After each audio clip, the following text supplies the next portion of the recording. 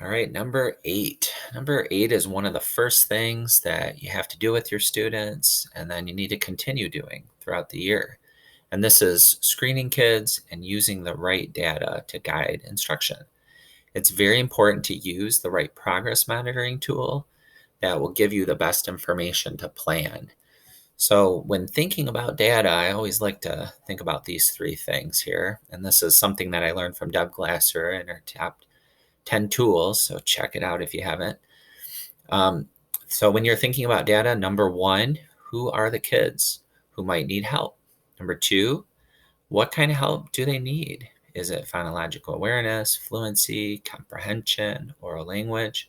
And then number 3, is the work working? The teacher's working hard, students working hard. So is it working? I know there's been times where I feel like I'm working my tail off, and I've talked to other teachers that have experienced the same feeling, and you're just not getting the gains that you anticipate getting. So making little progress. So I've included lots of assessments here to screen and progress monitor here, and I'll leave these links.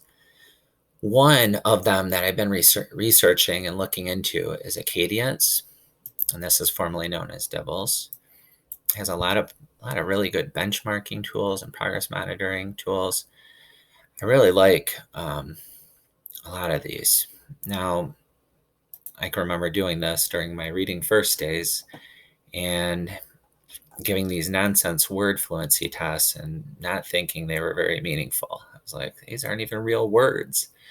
But wow, when I started giving these to first graders, second, even some third graders, they really had a hard time. And I was like, So it's a really good starting point to trying to figure out where you want to start and trying to figure out which area that they have deficits in.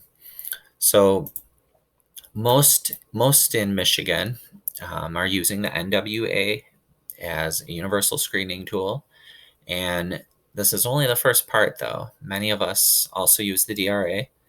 Now, the DRA is a level system, and it's very subjective.